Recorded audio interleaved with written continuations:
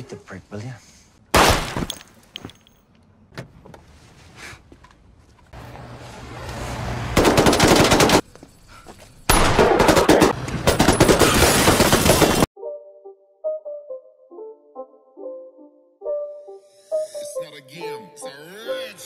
Halo guys, kembali lagi bersama saya Stephen di channel Bro View.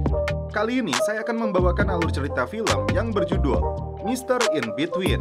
Film ini bercerita tentang pembunuh bayaran yang bernama Ray yang mencari nafkah dengan menyeimbangkan aktivitas kriminalnya dengan kewajibannya kepada teman dan keluarga. Langsung saja, sebelum masuk ke ceritanya, seperti biasa siapkan apa? Ya tentunya kopi dan Utbray untuk menemani kalian dalam menonton alur cerita film ini. Selamat menyaksikan dan celepot!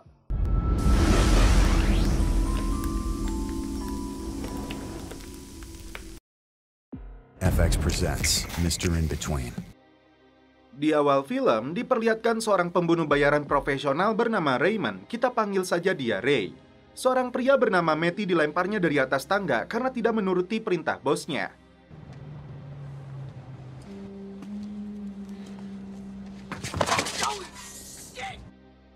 Ray datang ke tempat judeng untuk menemui bosnya yang bernama Freddy untuk menagih bayaran.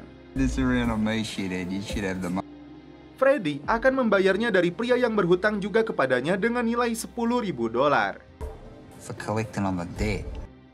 Anak buah barunya Freddy yang bernama Nicky akan mengantar Ray ke orang tersebut. Tiba di lokasi, Nicky langsung memberinya pelajaran kepada si Terry. Awalnya, dia minta waktu sampai akhir pekan untuk membayar hutangnya. Dengan gayanya yang santuy, Ray menemukan alamat rumah dari dalam dompetnya, mengancam akan menghabisi keluarganya. Akhirnya, si Terry bersedia membayar hutangnya saat ini juga. Look, you go with him. If he gives you any, let's go. Di pagi hari, Ray mengajak anjingnya yang bernama Bobby jalan-jalan. Tak sengaja, dia berkenalan dengan seorang wanita bernama Ali karena dogi milik mereka saling menyukai. Sebagai seorang duda, Ray cukup kesepian. Setiap malam yang dipeluknya adalah si Bobby. Meski begitu, Ray mendapat jadwal untuk membawa putrinya yang bernama Brittany dari mantan istrinya yang sudah menikah lagi. Ray sering mengajak putrinya itu untuk mengunjungi kakaknya yang kurang sehat bernama Bruce. Di malam hari, kala Ray sedang bertugas jadi satpam, sahabatnya yang bernama Gary datang minta bantuan. Ternyata masalahnya sepele. Gary diomeli istrinya karena menyembunyikan kaset video plus-plus.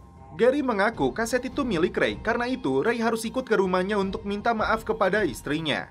Meski tidak level dengan titelnya sebagai pembunuh bayaran, sebagai sahabat, Ray mau membantu Gary. Thanks, man. Pantas saja Gary ketakutan karena istri cantiknya yang bernama Tatiana ini berasal dari keluarga gangster Rusia. Ray berpura-pura minta maaf kepadanya. Thank you. Dan pria yang penuh tato ini adik ipar Gary yang bernama Vasily. Ray sudah membuang kaset tersebut, namun dasar koplak, diam-diam si Gary kembali mengambil kasetnya. Hari itu, Ray mengajak putrinya jalan-jalan sambil memakan es krim corong. Tiba-tiba, dua orang preman pasar menabrak putrinya hingga es krimnya terjatuh. Ray meminta putrinya menunggu di mobil. Sometimes. Dia hajar preman itu meski salah satunya berhasil kabur. Tak sengaja, Ray kembali bertemu Ali yang ternyata berprofesi sebagai petugas medis. Kesempatan ini dimanfaatkan Ray untuk minta nomor WA-nya. Dan setelah itu, film pun berlanjut ke episode 2. Malam itu, seorang pria bernama Luke pamit kepada istri dan dua anaknya untuk jogging. Kembali ke mobil, ternyata bannya sudah bocor. Tiba-tiba, Ray muncul menodongkan senjata, menyuruh Luke masuk ke dalam bagasi mobilnya. Thank you. Belum jelas apa masalahnya, yang jelas Ray membawanya ke sebuah tempat terpencil. Dia memaksa Luke menggali kuburan di bawah todongan pistol. Supposed to go outside the hole, pal. Have you got kids? Ray sempat menyalakan Utbray, namun tiba-tiba Ray menembaknya karena pria ini coba menyerang. Hari itu, dua orang polisi datang ke rumah Ray.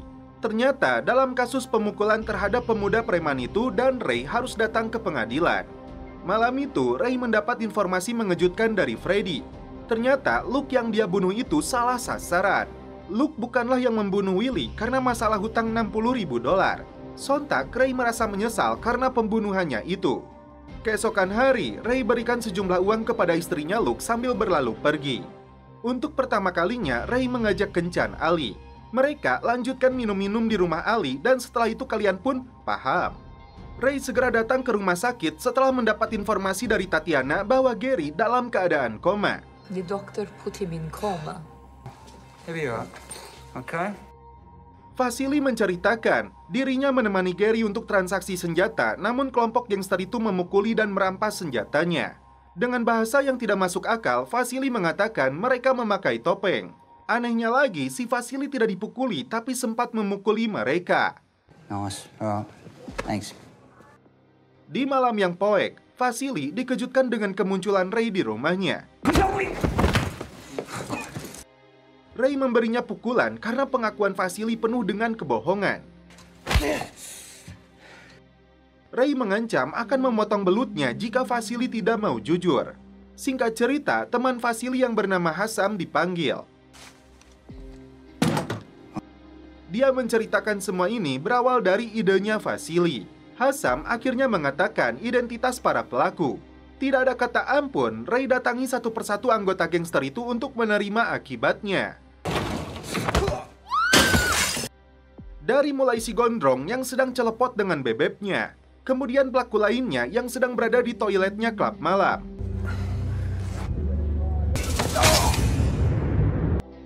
Itulah hukuman yang mereka dapatkan karena berani melukai sahabatnya sang macan gundul.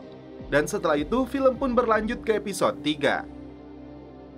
Sambil membawa hadiah boneka, Ray kembali mengunjungi Gary yang mulai pulih. And so that brother-in-law of yours. Gary mengaku adik iparnya itu telah menjebaknya. Kini para pelaku telah diberinya pelajaran. Gary merasa hutangnya makin bertambah. Karena perintah pengadilan, Ray harus mengikuti konseling dengan seorang psikolog. Just tell us a little bit about why you're here. Okay. When I was right.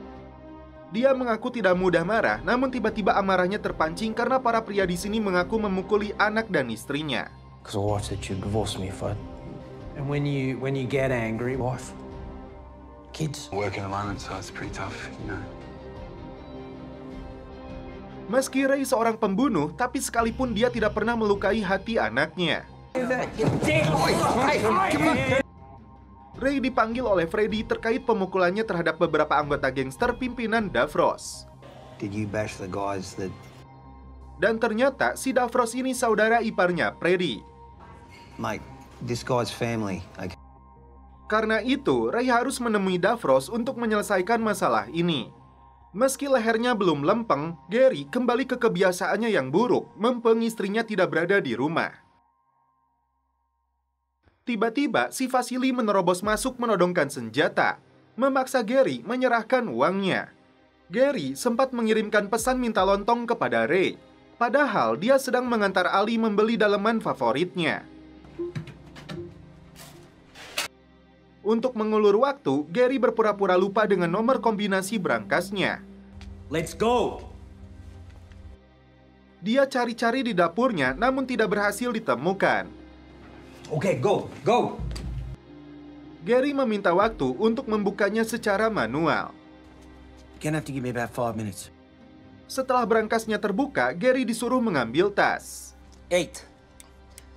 Bingo. Where a bag? Those plastic bags. Seluruh uang di dalam berangkasnya digasak habis. Namun tiba-tiba Ray muncul menendangnya. Shoot the prick, will you? Meski dia adik iparnya sendiri, Gary langsung menembak kepala si Vasily. Karena perutnya yang gembrot, mereka berdua cukup kesulitan untuk menariknya. Baru saja pintu garasi dibuka, tiba-tiba Tatiana pulang. Alhasil, Gary langsung kebingungan sedangkan Ray santuy-santuy saja. Gary beralasan kaca jendelanya pecah ditabrak burung piit. Bukannya ambil sapu, si Gary malah membawa golok. Debil. Dia kembali turun ke garasi untuk memutilasi jasadnya si Vasily agar mudah dimasukkan ke dalam bagasi mobil. Kejadian konyol kembali terjadi. Good. Saat Ray menebas tangannya, ternyata si gembrot Pasili ini masih hidup. Tak tiada pun terkejut. Tapi Gary menjelaskan semuanya hingga si Vasily pun kabur. Dengan kalimat dinginnya, Ray menyebut kayaknya peluru itu mantul saat mengenai kepalanya. Dan setelah itu, film pun berlanjut ke episode 4.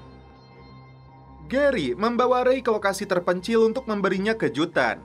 Because it's a fucking surprise. Untuk membayar hutangnya, Gary memberi Ray senjata jenis pacet yang disebutnya lebih baik dari Sterling dan Stan.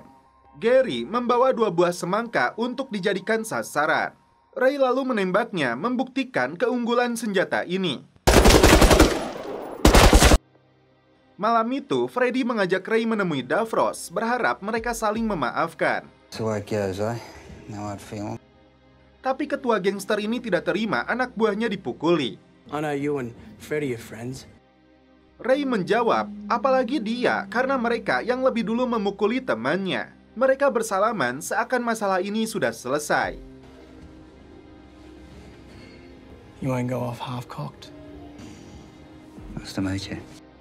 Ray dan Ali baru saja berbelanja, tapi mobilnya dihalangi mobil lain yang tidak mau mundur. 2 pria di dalam mobilnya malah keluar. Tidak menggunakan aba-aba, Ray langsung menghajar mereka hingga kabur. Ali terkejut dengan tindakan yang dilakukan Ray mirip dengan preman. Ray beralasan karena mereka 2 orang, maka langkah cepat harus dilakukan untuk melumpuhkan salah satunya.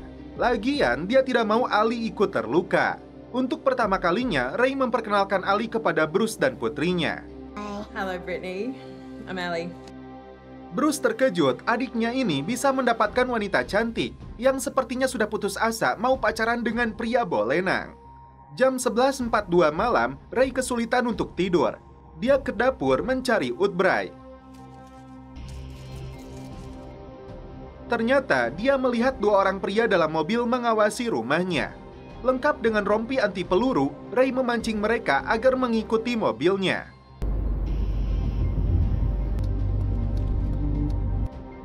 Terlihat ada 2 mobil yang membuntutinya.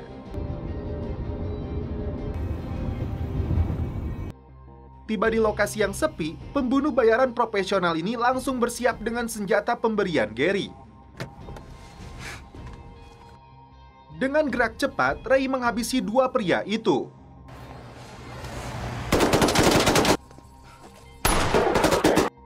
Begitupun dengan musuh yang berada di dalam mobil kedua. Apakah mereka anggotanya si Davros?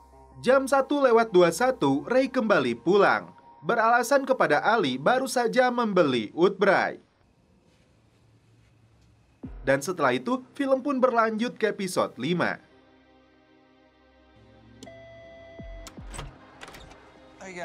Ray dan Gary mengajak Nick untuk merampok narkoboy dan uang tunai dari seorang pengedar. Nick ditugaskan untuk menjadi supir mereka. Meski terkejut, Nick menyetujuinya. Pura-pura masuk ke toilet, Nick bermaksud menelepon, tapi ponselnya terjatuh ke dalam cubluk hingga tidak bisa digunakan. Mengaku kehabisan Woodbury, Nick akan keluar sebentar. Tidak curiga sedikit pun, Ray meminta dibelikan gorengan bala-bala. Padahal, Nick bergegas menggunakan telepon umum untuk menghubungi detektif.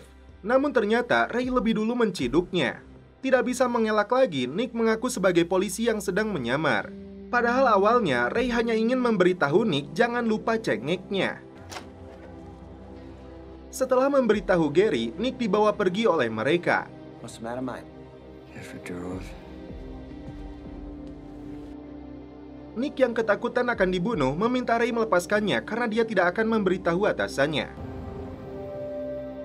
Tiba di lokasi sepi, seperti yang sudah-sudah sebagai pembunuh bayaran, Ray pasti akan membunuh Nick lalu menguburkannya di tempat ini untuk menghilangkan jejak. So what's your real name? Namun dengan mudahnya, Ray menyuruh Nick untuk pergi begitu saja. Polisi culun ini sempat tidak percaya dan menanyakan kembali kepada Ray apa benar dia dilepaskan. Gary pun gogodek dengan keputusan sahabatnya ini. Freddy terkejut setelah mengetahui Nick adalah polisi. Meski dia dilepaskan, Freddy berterima kasih kepada Ray. Baru saja akan pulang, Ray ditodong pistol oleh orang suruhan Davros yang bernama Dave dan Bobby untuk ditangkap dan dibawa ke hadapannya. Ray menawarkan seluruh uang miliknya yang berjumlah $162.000 atau setara 2,5 miliar kepada Dave agar melepaskannya. Dave yang tergiur bertanya di mana Ray menyimpan uang itu. Dave menghentikan kendaraannya untuk menyuruh si Bobby yang culun ini mencari alasan kepada Davros bahwa mereka akan datang terlambat. Bobby sempat menolak karena takut kepada Davros. Tapi akhirnya dia setuju setelah Dave membujuk akan memberikan $80.000 sebagai jatahnya.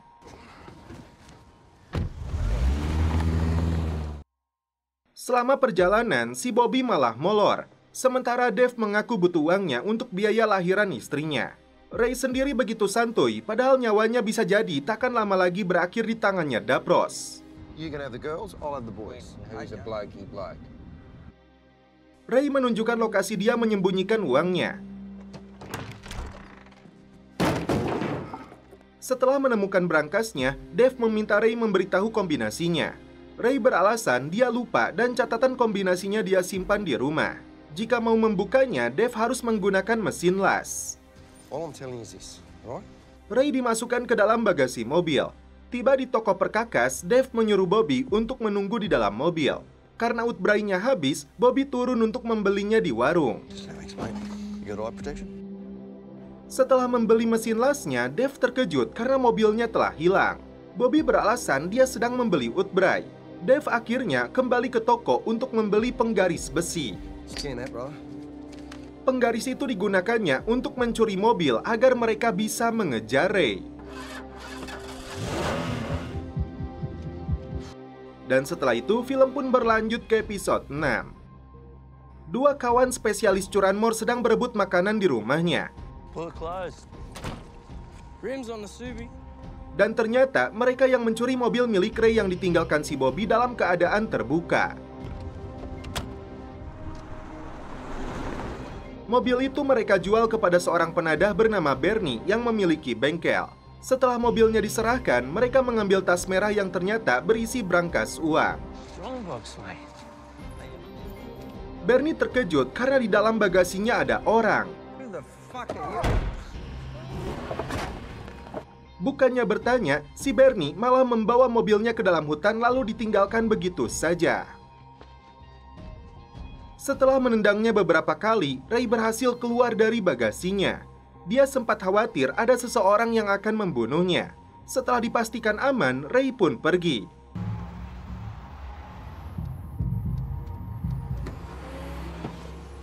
Singgah di toko makanan, Ray tidak sengaja melihat berangkasnya dibawa oleh dua pria ini. Dia pun membuntuti mereka. Bernie marah kepada dua pencuri amatiran ini karena meninggalkan orang di dalam bagasinya. Mereka terkejut tidak tahu ada orang di dalamnya. Karena melihat mereka membawa berangkas, Bernie berniat membobolnya dengan mesin las. Namun tiba-tiba Ray muncul di depan mereka dengan gaya santuinya. Sontak saja Bernie pun rewas. Thanks to you. Merasa sok jago, Ray langsung memberinya pelajaran. Can I have my phone, please? Yeah. Baru saja bernafas lega, tiba-tiba Dave kembali menodong Ray. Not in here, you muffin now, Ray. I don't believe you.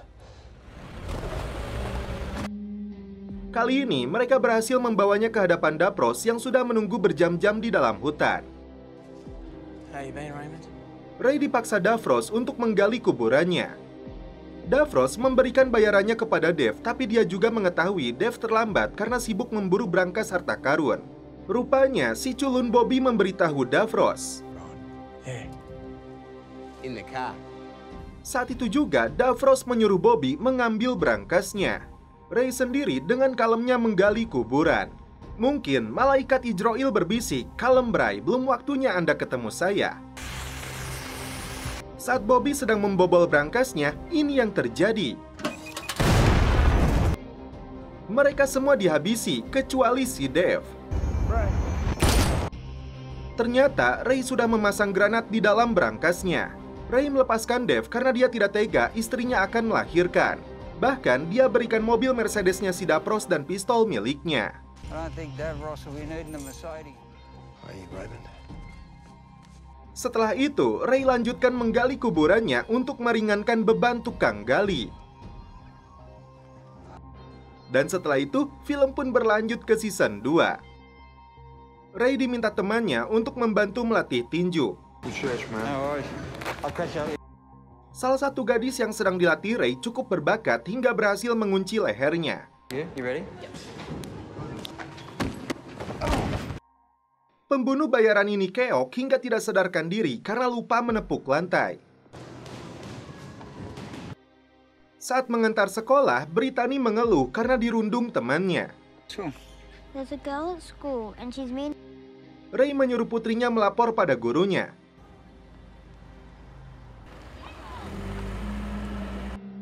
Di malam hari, Brittany menunjukkan perlakuan temannya itu di medsos. Does she hate me so much?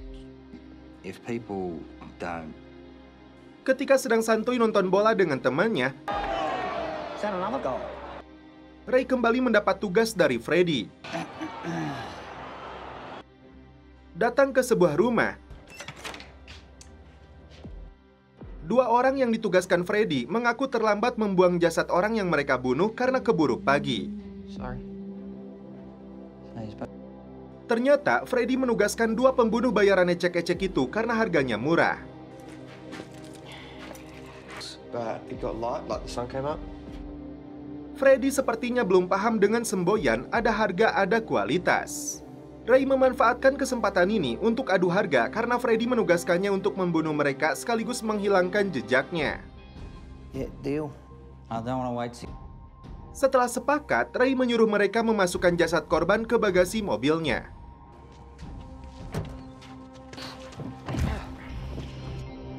Mereka bertiga pergi membawa jasadnya ke arah pegunungan. We're married, but there we get on. Ava. Hey, come. Salah satu pelaku nekat menodongkan senjata ke kepala botaknya Ray.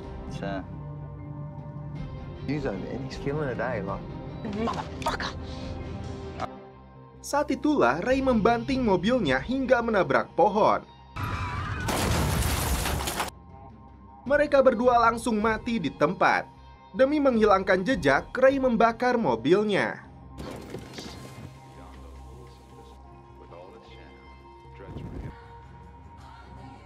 Dan setelah itu, film pun berlanjut ke episode 2.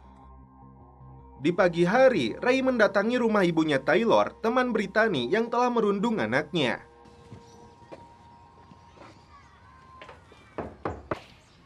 Hey, go. Ternyata si Cinta tidak terima anaknya dituduh seperti itu dan mengancam akan memberitahu kakaknya yang seorang polisi. Coming around here. I'm not trying to scare you. Tidak mau urusannya menjadi panjang, Ray pun pergi. Hari itu, Bruce yang kesulitan berjalan, nyuksruk di kamar mandi hingga terjepit. Freddy memberikan bayarannya kepada Ray. Sekaligus memberitahunya ada pekerjaan lagi yang jauh lebih besar yang harus dirahasiakan. It's a big job. A lot of money. Singkat cerita, Ray menemui pria yang sama-sama bolenang bernama Alex dan teman jembrosnya bernama Steph. Deadbirds. Alex bertanya apakah Ray kenal Vinnie William. Personality clash, huh? Done. Ray mengaku hanya mengenal dari temannya sebagai presiden dari kelompok gangster motor Deadbirds. Dialah yang harus Ray bunuh, dan ternyata Alex adalah wakilnya. Dia tidak mau memberitahu alasannya karena ini masalah pribadi. Tidak pakai tawar-menawar, Alex memberikan $25.000 sesuai permintaan Ray. Datang ke rumah kakaknya, rupanya Bruce masih nyungsep di kamar mandi. Chuck that up there, mate. Can you... Tidak mau terjadi hal yang lebih parah, Ray mengajak Bruce tinggal di rumahnya agar bisa mengawasinya. Tatiana yang sedang kesal bermaksud mempermalukan Ray di depan pacarnya karena masalah kaset video ngurek. Nice, yeah. You like it?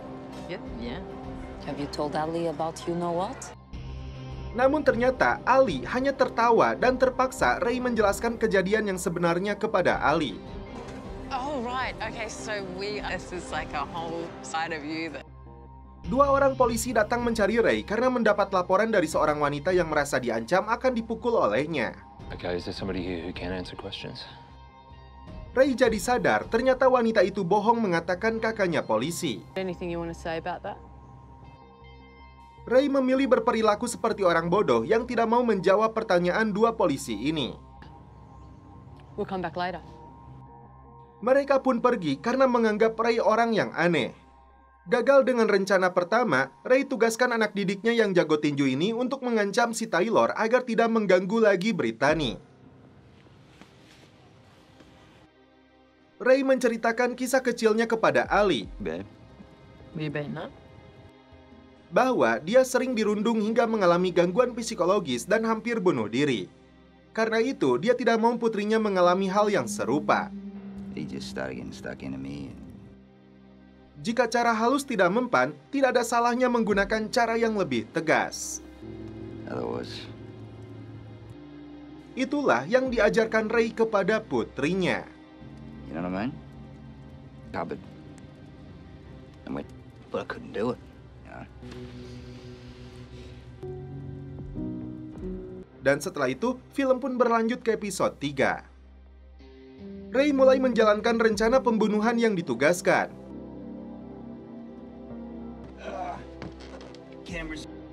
Ditemani Gary, mereka berdua terlebih dulu membuntuti target hingga ke sebuah lokasi. He did emergencies off. Yeah, sure. All right, you can't have an old.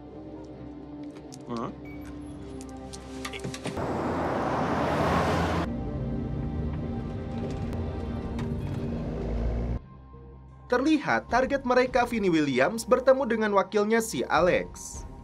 Semalaman menunggu di depan rumah target, ternyata Vinnie tidak keluar juga. Ray pergi dulu membeli sarapan. How you going, love? Tak diduga, Vinnie datang juga ke toko yang sama. Good. I'm doing good, love. You want a drink, mate? Ternyata mereka berdua saling mengenal. About that, mate. No, I would have come to the funeral.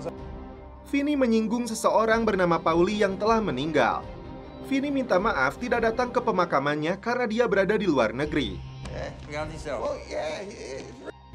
Ray tidak sengaja bertemu dengan adik Dapros yang bernama Nasir. Dia marah karena Ray terlibat dalam kematian kakaknya. Freddy langsung membawanya pergi karena tidak mau terjadi hal yang buruk.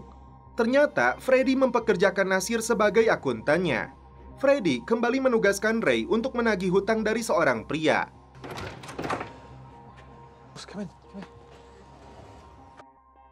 Aksinya sempat tertunda karena emaknya si pria muncul membuatkan teh manis. Flinch, all right? Hey, hello? How you doing? Good. Setelah emaknya pergi, barulah si Ray bisa mendaratkan pukulan di wajahnya. Better get going. We've got to rehearse. Nice to meet you. Nice to meet you, Ray. No, that's it. Oh! No! Dan setelah itu, film pun berlanjut ke episode 4. Freddy ketakutan setengah mati hanya karena seekor laba-laba. It's hurting me right now psychologically. I nearly... What are you doing? What are you doing? Come here. Right, no! Kali ini, seorang klien datang meminta bantuan Raya karena putrinya yang bernama Jenny hilang di tahun 1995. So I had most of the dealings with. Setelah sekian lama, polisi baru mendapat petunjuk dari terduga seorang residivis yang baru keluar penjara dalam kasus pelecehan anak bernama Dennis. I just want to know what happened to my wife. What happened? Karena penyakit kanker hatinya, dia hanya ingin tahu di mana kerangka putrinya jika memang sudah tewas, agar menjelang kematiannya ini dia dan istrinya jauh lebih tenang.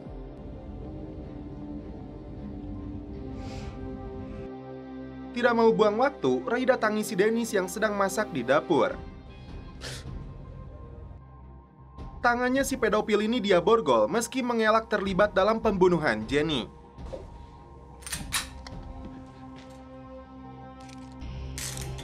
I don't know.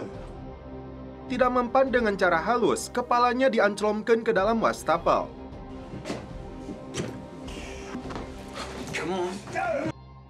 Rupanya dia gunakan wig untuk menutupi kepalanya yang setengah bolena. Masih heras babatok, Ray menggunakan alat penyetrum listrik.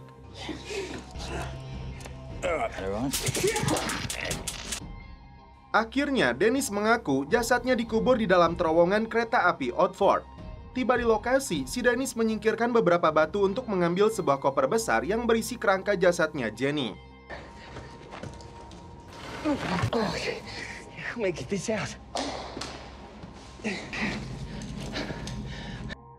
Singkat cerita, ayah korban datang ke lokasi ini. Dia menangis melihat sisa-sisa jasad putrinya dengan sebuah kalung peninggalannya. Si ayah lalu masuk ke dalam terowongan.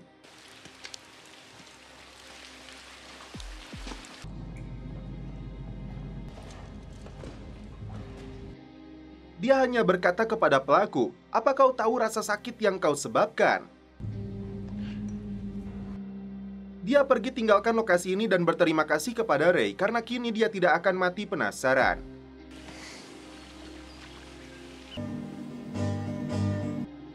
Giliran Ray untuk menyelesaikan tugasnya sebagai pembunuh bayaran.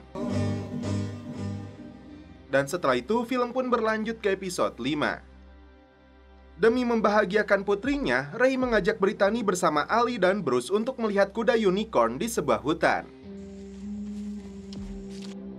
Bahkan dia bisa memegangnya.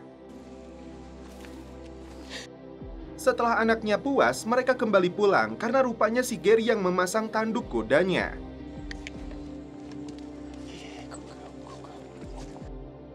Ray terciduk anaknya ngerokok di dalam toilet. But not anymore. Alhasil, dia harus berjanji untuk berhenti. Ray menjelaskan efek nikotin dalam mood brainnya yang membuat kecanduan, dan jika dia berhenti, dia merasa gila seakan bumi ini berhenti berputar dan konten pun gagal. Hari itu, Ray dan putrinya menghadiri acara tukar kado bersama keluarga Ali. Adik Ali memicu masalah dengan merebut hadiah boneka unicorn milik anaknya hingga Brittany melamun. Ray sudah meminta baik-baik untuk menukarkan kembali kadonya, bahkan akan memberinya $100. Karena masih keras kepala, ini yang dia lakukan.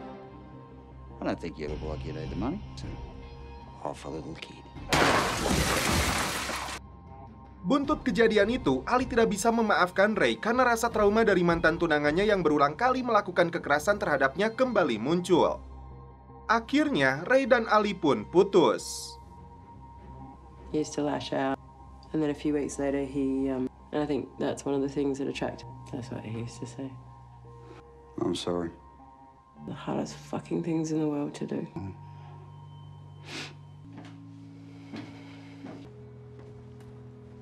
Dan setelah itu, film pun berlanjut ke episode 6. Dari hidupnya yang sudah berwarna akan kehadiran kekasih, pembunuh bayaran ini kembali merasakan kesepian. Suatu hari, Vinny yang menjadi target pembunuhannya tiba-tiba menghubungi Ray untuk mengajak ketemuan. Ray beralasan saat ini sedang sibuk dan minta di akhir pekan.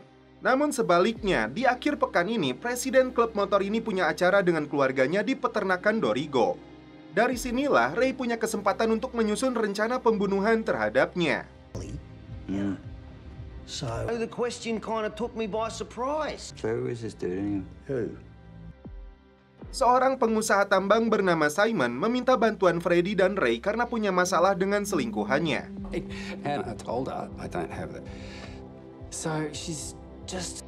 Dia mengancam akan melaporkan hubungan mereka kepada istrinya kecuali dia memberinya $2 juta. Karena tidak punya uang sebanyak itu, Simon meminta Ray mengurusnya. Apakah Ray benar-benar tega membunuh seorang wanita? Diperlihatkan di sini, Ray akan melindungi wanita yang dilecehkan meskipun profesinya pelayan klub malam.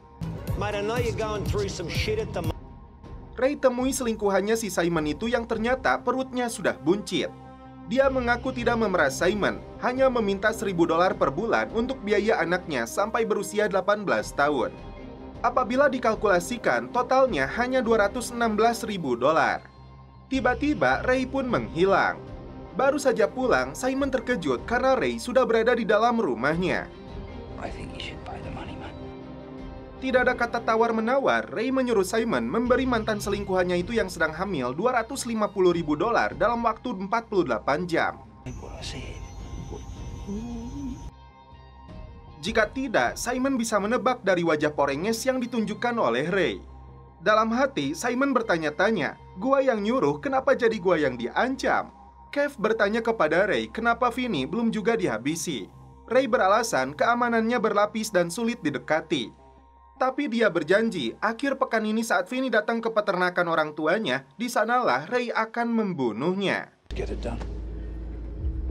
Dan setelah itu, film pun berlanjut ke episode 7. Ray tidak bisa menolak perintah Freddy untuk menemui seorang penulis buku khusus kriminal bernama Kate. Alasannya, Kate adalah putri dari teman lamanya. Sebenarnya, Ray merasa kurang cocok dengan pertemuan ini. Apalagi, Kate sudah mengetahui dari Freddy tentang pekerjaannya sebagai pembunuh bayaran. Do you have a happy childhood? Dia diminta menceritakan pembunuhan pertamanya dan awal mula dia terjun dalam bisnis ini. When you know, just feel comfortable to talk to me. Got into it, your first job maybe? I mean, sorry, I might have misunderstood that. I didn't really... Malam itu, Ray ditemani Gary sudah berada di dekat peternakannya keluarga Vinny. Dengan kostum ala pasukan khusus dan senjata snipernya, Ray mulai bersiap untuk menghabisi ketua klub motor yang jadi targetnya.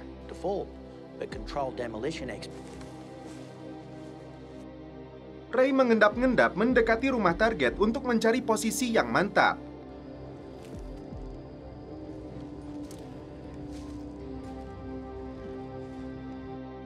Skupnya diarahkan ke kamarnya Vinny, namun ternyata lampunya sudah dimatikan.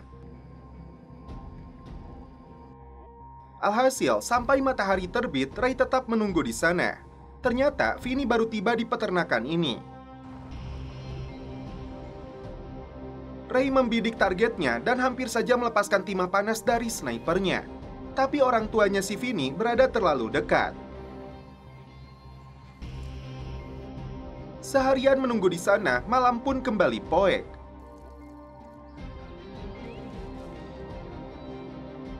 Lagi-lagi, Ray kembali gagal membidiknya karena Vinny terus bergerak terhalangi pepohonan. Ray yang sudah putus asa mendekat, namun ternyata lokasinya sudah dipasangi sensor.